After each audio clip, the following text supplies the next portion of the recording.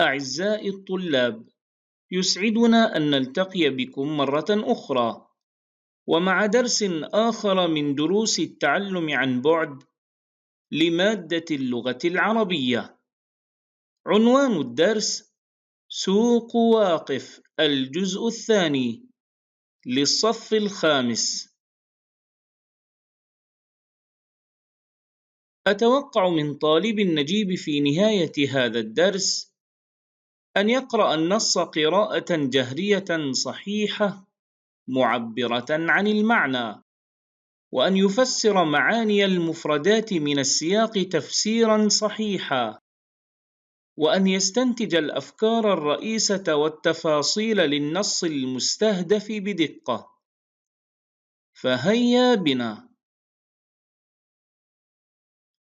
تحدثنا في الجزء الأول من الدرس عن أهمية الأسواق وفوائدها، خاصة الأسواق الشعبية القديمة، ودرسنا مقدمة النص. وإذا أردنا أن نلخص الأفكار الفرعية التي وردت في المقدمة، سنجد أنها 3 أفكار. الأولى تحدثت عن اكتساب الزائر من الأسواق المتعة والاسترخاء مع قضائه الحاجيات. الثانية تحدثت عن تمتع زائر الأسواق الشعبية بلذة اكتشاف التاريخ وأنماط عيش الإنسان. الثالثة تحدثت عن تشبيه الكاتب الأسواق الشعبية بالمتحف المفتوح. فهيا بنا نكمل الشرح. وقبل أن نبدأ بقراءة الفقرة المستهدفة قراءة جهرية، أطلب منك أن تراعي معايير القراءة الجهرية، وذلك على النحو الآتي: اقرأ النص قراءة إذاعية مراعيا علامات الترقيم وتنويع نبرات الصوت بما يناسب المعنى. الفقرة الثانية: استمع لقراءة المعلم. ومن هذه الأسواق سوق واقف بالدوحة، الذي يلفت نظرك بعمارته ذات الطراز القديم وأزقته الضيقة، وإذا توغلت فيه أكثر تجد نفسك وكأنك فيما يشبه لعبة المتاهة، إذ لا تكاد تخرج من ممر ضيق حتى تدخل في آخر.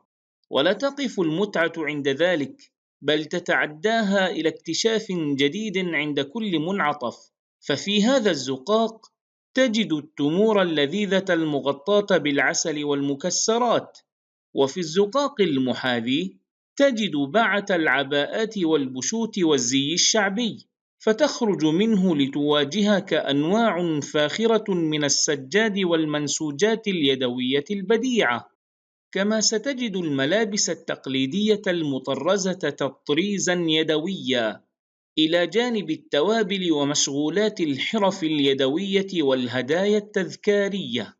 وستملأ روحك رائحة البخور التي تعم المكان. وستجد في إحدى الزوايا سوقا للطيور والحيوانات الأليفة، كما يوجد فيه عدد من الفنادق ذات الطابع التقليدي. والآن أوقف المقطع ثم قم بمحاكاة قراءة معلمك. هل أنهيت؟ حسناً. نبدأ بشرح معاني الكلمات وفهمها. الكلمة الطراز، ولعلك تلاحظ الكلمة التي بعدها القديم، فمعنى الطراز أحسنت، النمط والشكل، فبناء سوق واقف مستلهم من التصاميم القديمة. الكلمة أزقة، هل هي جمع أم مفرد؟ أحسنت، جمع، ومفردها زقاق، ومعناها الطرق الضيقة. الكلمة توغلت، ننظر في السياق، توغلت فيه يعني في سوق واقف، وكلمة أكثر تساعدنا على فهم المعنى، وهو أحسنت، دخلت فيه بعيدا. الكلمة منعطف، ومعناها أحسنت.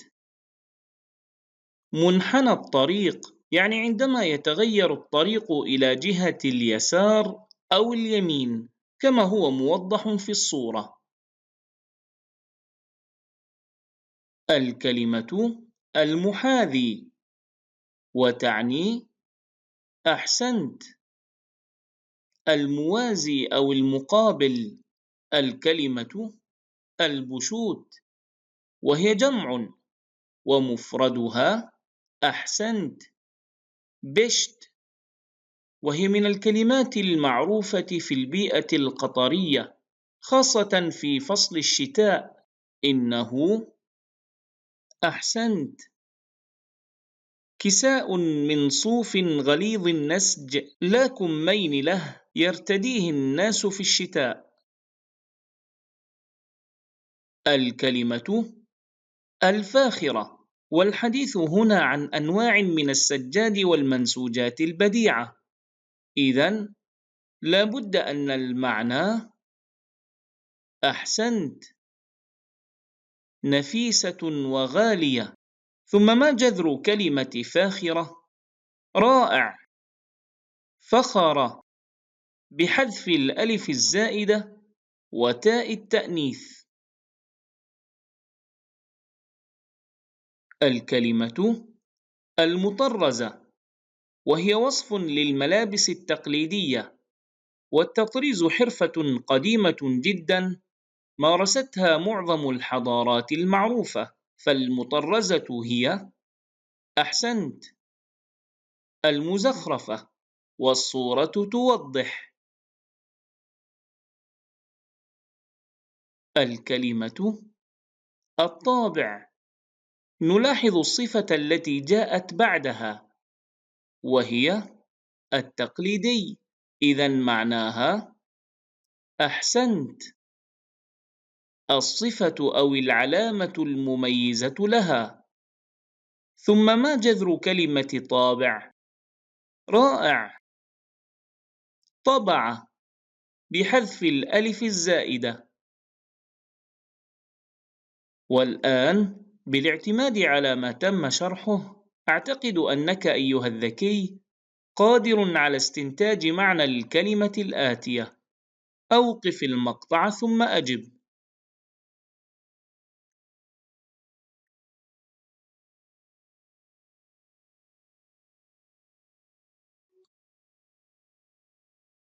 وأجب عن هذا السؤال أيضا، ولا تنس أن الجذر هو أصل الكلمة الثلاثي.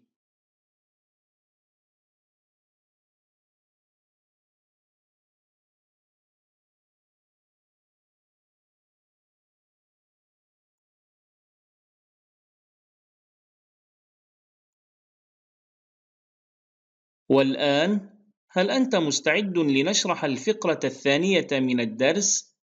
إذن أجب معي عن الأسئلة النقاشية الآتية.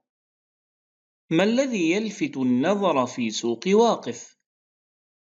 نعود إلى النص، فنجد أن الذي يلفت نظرك في سوق واقف هو عمارته ذات الطراز القديم وأزقته الضيقة. بما شبه الكاتب سوق واقف، ولماذا؟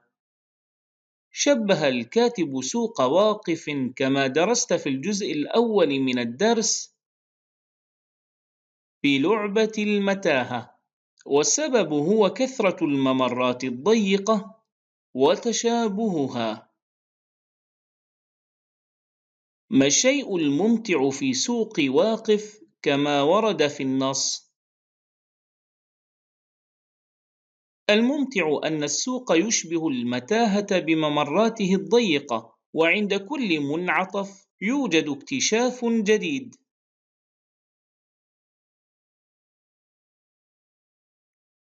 يتميز سوق واقف بتنوع المعروضات فيه، وضح ذلك. المعروضات كثيرة جدا كما يظهر في نهاية الفقرة، فما رأيك أن نفصل هذه المعروضات ونشرح كل واحد منها؟ هيا بنا. نبدأ بتفصيل المعروضات التي يجدها الزائر في سوق واقف، وأولها التمور والرطب بأنواعها وأشكالها المختلفة. هذا ويجدر الإشارة إلى أن وزارة البلدية والبيئة في دولة قطر تنظم في سوق واقف معرضًا للتمور بمشاركة واسعة من المزارع المحلية وجهات أخرى. وهذه أيضًا من المعروضات المشتهرة في سوق واقف، وهي العباءات والبشوت والزي الشعبي.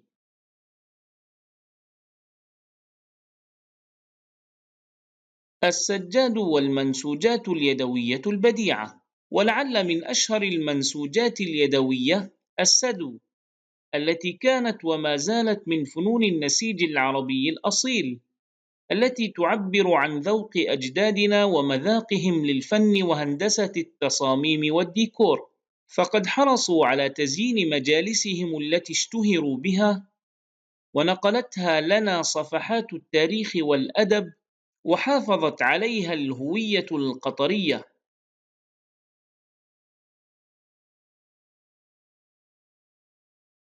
الملابس التقليدية المطرزة، ومن الملابس التقليدية البخنق، وهو اللباس الشائع في قطر قديما للفتيات الصغيرات، ويتميز بلونه الأسود وتطريزه الفضي أو الذهبي وطوله من الخلف، حيث تلبسه الفتيات مع دراعة مطرزة. الرحلة إلى سوق واقف وأجوائه التراثية والشرقية والعربية الأصيلة لا تكتمل إلا بزيارة سوق البهارات، وهي الأبازير التي تضاف لتطييب الطعام مثل القرفة والقرنفل والفلفل الحار، وكذلك الحرف اليدوية، حيث يطرح سوق واقف للفنون ورشًا تشهد إقبالًا كبيرًا عليها، بالإضافة إلى الهدايا التذكارية التي غالبًا ما يشتريها السائح قبيل سفره إلى بلده.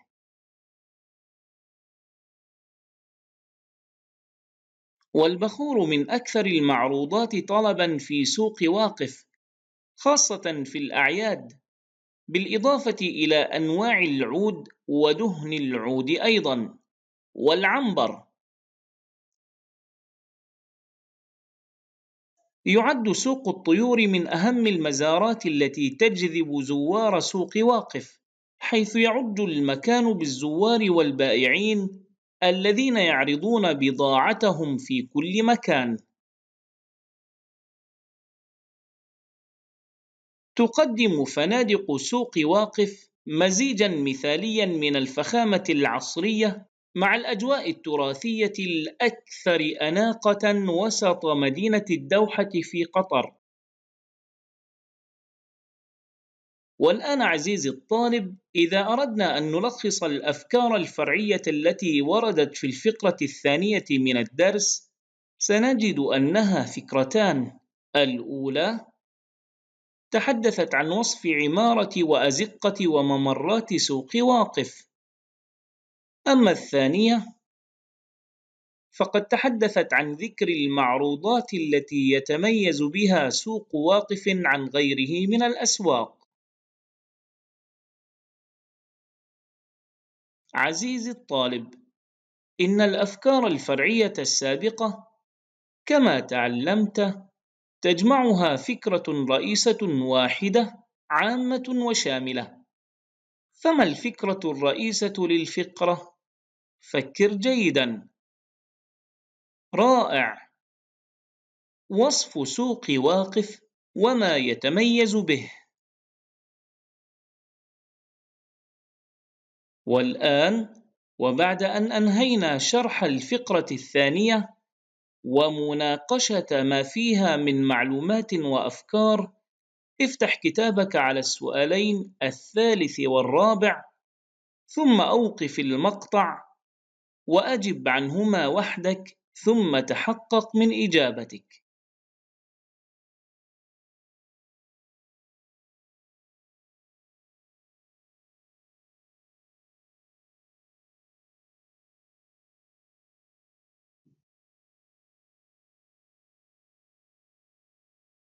وأخيراً وقبل الختام، إليك ملخصاً عزيزي الطالب لما درسته في هذا الفيديو.